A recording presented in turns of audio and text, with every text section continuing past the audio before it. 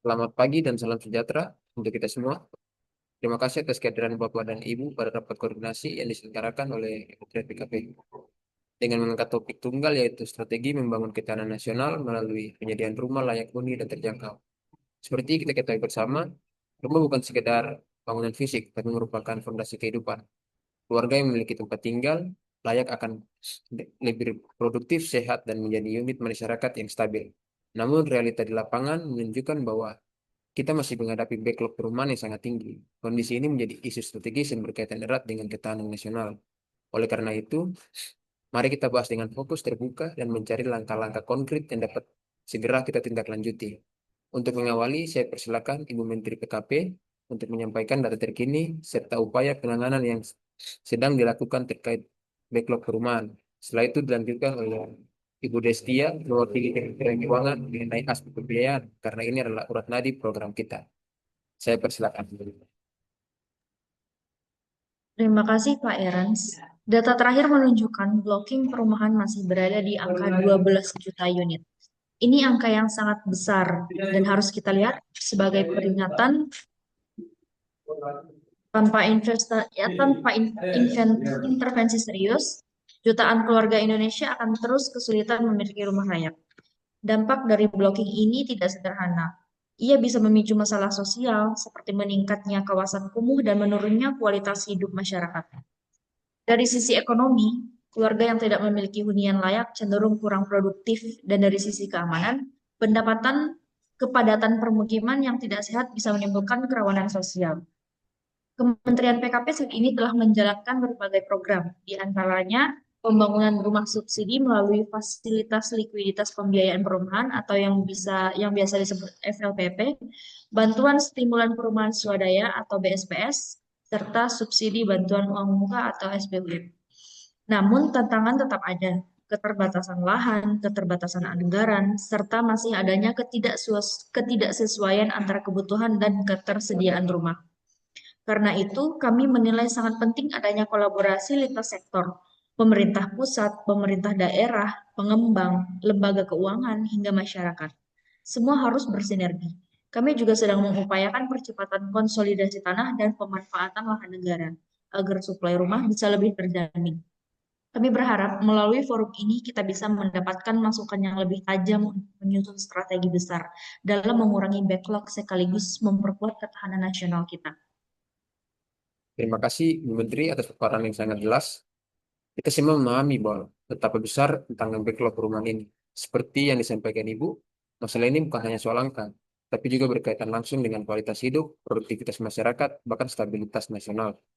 Selanjutnya, saya persilakan Ibu Destia dari Kementerian Keuangan untuk membuka pembahasan dari sisi pembiayaan. Seperti yang kita pahami sama, aspek fiskal adalah penentu utama agar program ini bisa berjalan dengan kuat dan berkelanjutan. Silakan Ibu Destia.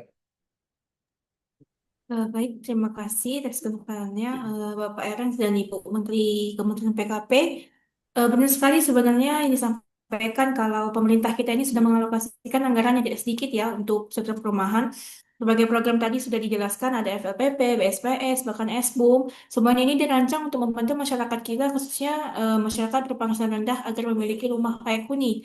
Namun harus kita akui bersama, kalau untuk dari sisi pembiayaan saat ini, tantangan terbesarnya kan kita lagi ada keterbatasan ruang fiskal ya, di mana anggaran kita ini lagi masa proses efisiensi dan pengetatan. Jadi, rupiah yang kita keluarkan ini harus benar-benar memberikan manfaat yang optimal untuk masyarakat berpenghasilan rendah. Nah, disinilah pentingnya pengawasan. Kita harus memastikan bahwa bantuan kita ini tepat sasaran, bukan justru dinikmati oleh kelompok yang tidak sesuai kriteria. Saya sepakat bahwa integritas dalam penyaluran bantuan ini merupakan kunci keberhasilan program.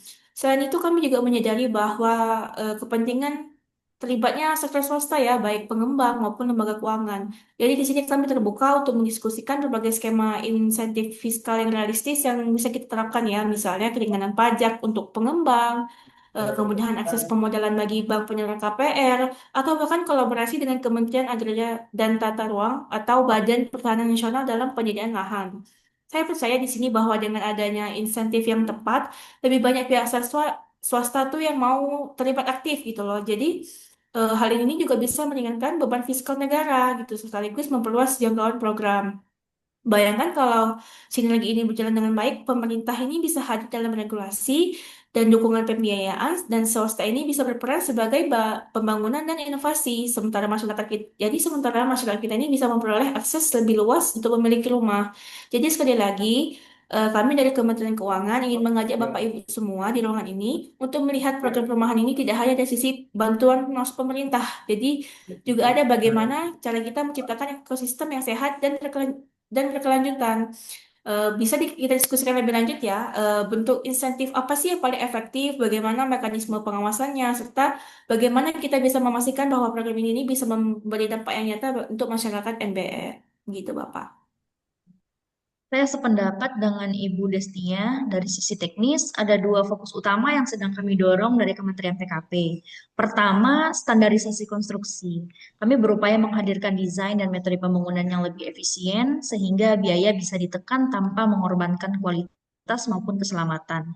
Misalnya, penggunaan material lokal yang lebih ramah lingkungan, penerapan teknologi prafabrikasi untuk mempercepat proses, serta standar rancangan rumah tumbuh yang memungkinkan masyarakat melakukan pengembangan serta bertahap sesuai kemampuan ekonominya. Dengan langkah-langkah ini, harga rumah bisa tetap terjangkau namun tetap memenuhi syarat layak huni. Kedua, percepatan pembangunan infrastruktur pendukung. Rumah yang murah harganya tapi tidak memiliki akses jalan yang memadai, air bersih yang terjamin, serta jaringan listrik yang stabil tentu tidak bisa disebut layak. Oleh karena itu, kami menekankan pentingnya integrasi antara pembangunan perumahan dengan penyediaan infrastruktur dasar. Dengan begitu, hunian tidak hanya berdiri secara fisik, tapi benar-benar menghadirkan kualitas hidup yang lebih baik bagi penghuninya. Kami yakin jika kedua aspek ini dijalankan secara konsisten dan bersinergi dengan dukungan pembiayaan dari Kementerian Keuangan serta partisipasi pengembang dari Apersi, maka penyediaan rumah layak dan terjangkau bisa lebih cepat realisasi. Pada akhirnya, tujuan besar kita adalah bukan sekedar membangun rumah, tapi membangun lingkungan permukiman yang sehat, aman, dan produktif. Poin yang sangat penting, Bu Irma, di mana kita harus menjadikan ekosistem yang sehat dan berkelanjutan agar memberi dampak nyata bagi ember. Dan Bu Menteri PKP juga menekankan mengenai standarisasi, konstruksi, dan percepatan pembangunan infrastruktur pendukung agar membangun lingkungan permukiman yang sehat, aman, dan produktif. Namun semua itu membutuhkan lahan kan? Ibu Feni, di mana dari sisi ketersediaan dan administrasi lahan? Ini adalah tantangan terberat Pak Ernst. Ketersediaan lahan yang semakin terbatas, ditambah juga harga yang terus meroket, terutama di kawasan suburban yang dekat dengan pusat pertumbuhan ekonomi, menjadi hambatan utama dalam penyediaan rumah layak. Banyak pengembang sebenarnya berminat, tetapi mereka kesulitan mendapatkan lahan dengan harga yang wajar. Di sisi pemerintah, kami sedang berupaya mendorong program konsolidasi tanah. Konsepnya adalah menggabungkan lahan-lahan kecil milik masyarakat untuk kemudian ditata kembali menjadi kawasan permukiman yang lebih terencana. Dengan cara ini, kita bisa mengoptimalkan pemanfaatan lahan yang tersebar sekaligus memberikan kepastian bagi pemilik lahan. Namun, implementasinya tidak mudah karena menyangkut kepentingan banyak pihak. Selain konsolidasi tanah, kami juga sedang menginventarisasi dan mengoptimalkan penggunaan lahan-lahan negara yang belum termanfaatkan secara maksimal. Misalnya, lahan bekas aset pemerintah yang tidak digunakan bisa kita gunakan untuk program perumahan rakyat. Ini membutuhkan koordinasi lintas kementerian atau lembaga, tetapi kami yakin hasilnya akan signifikan untuk menekan harga lahan. Yang tidak kalah penting adalah percepatan sertifikasi tanah bagi calon penerima. Kita tahu bahwa sertifikat tanah adalah jaminan utama mereka untuk mengajukan KPR bersubsidi. Tanpa dokumen itu, banyak keluarga akhirnya tertahan di fase awal meskipun sebenarnya mereka sudah memenuhi syarat penghasilan. Karena itu, kami sedang berusaha agar proses sertifikasi bisa dipercepat, transparan, dan berbiaya ringan atau bisa digratiskan. Kalau tiga aspek ini, ketersediaan lahan, konsolidasi tanah, dan percepatan sertifikasi bisa berjalan simultan, saya percaya hambatan utama ini dalam penyediaan perumahan layak dan terjangkau akan jauh berkurang. Namun tentu saja ini tidak bisa dilakukan oleh pemerintah sendiri. Perlu kolaborasi erat dengan pengembang, pemerintah daerah, dan juga masyarakat pemilik tanah. Jadi tantangannya memang besar, Tapi dengan sinergi dan keberpihakan kebijakan yang tepat, kita bisa mengubah hambatan ini menjadi peluang untuk mempercepat pencapaian target penyediaan rumah layak bagi seluruh rakyat. Saya setuju, Bu Feni. Terdapat banyak tantangan, namun itu dapat diselesaikan jika tiga aspek yang disebutkan Bu Maya tadi, Bu Feni tadi dapat tercapai, maka tantangannya menjadi berkurang serta dengan strategi bersama, tantangan atau hambatan tersebut dapat menjadi peluang. Dan untuk BP Tapera sendiri yang diwakili oleh Bapak Christopher, apakah ada langkah yang akan diambil dalam mewujudkan topik kita di hari ini? Izin, Pak Sekjen, tugas kami di BP Tapera adalah menghimpun dan mengelola dana masyarakat pekerja untuk pembiayaan perumahan. Mekanisme ini sebenarnya sudah dirancang agar berkelanjutan karena bersumber dari simpanan peserta yang kemudian dikelola untuk mendukung pembiayaan perumahan. Dengan sistem ini, pekerja formal maupun informal diharapkan memiliki kesempatan yang lebih besar untuk mengakses rumah layak dan terjangkau. Namun, tantangan terbesar kami saat ini adalah bagaimana mempercepat penyaluran dana agar benar-benar tepat sasaran. Proses verifikasi peserta, validasi data, hingga penyesuaian dengan kriteria masyarakat berpenghasilan rendah membutuhkan koordinasi lintas lembaga.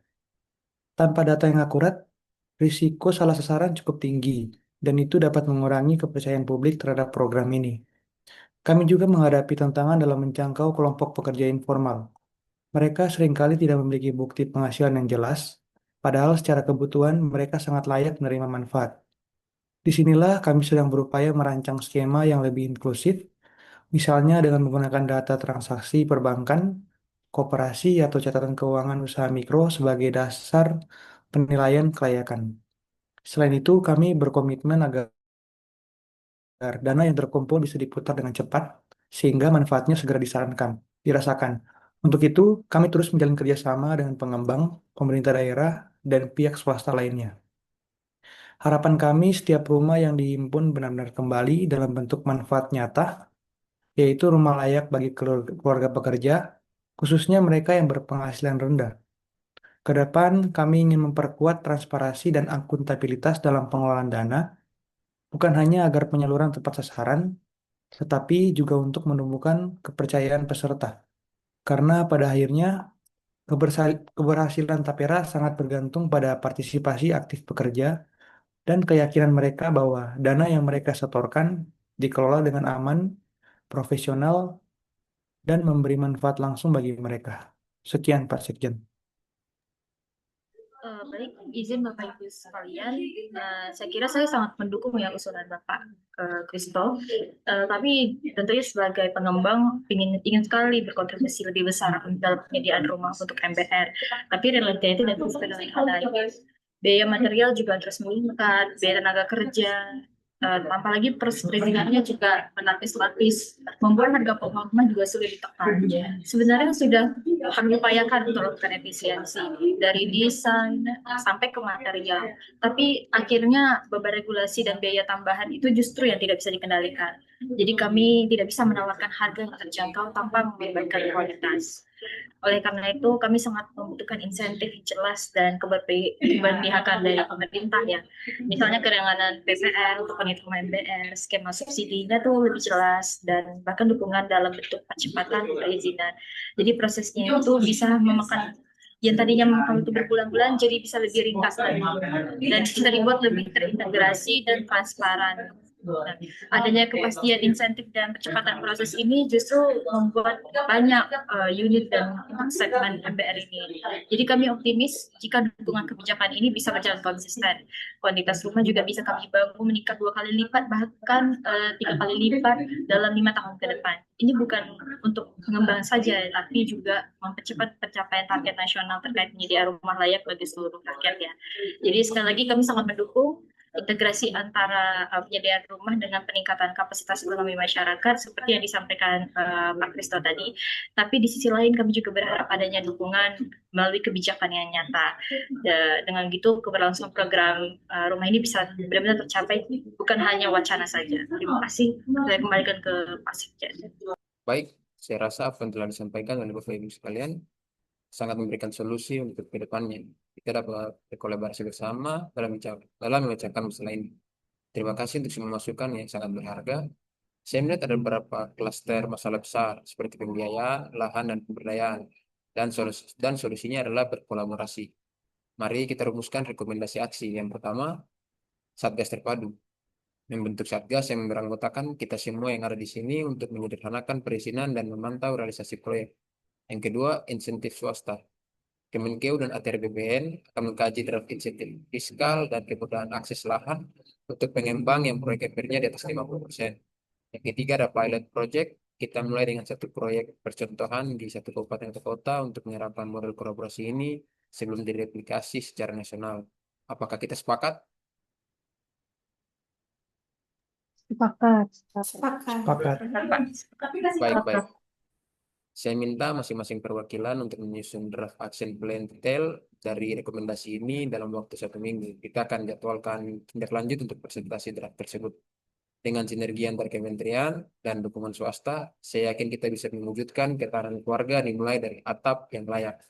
Terima kasih atas waktu dan kontribusi pemikiran Bapak dan Ibu. Rapat ini saya tutup. Terima kasih. Terima kasih ya, Pak. Terima kasih, Bapak.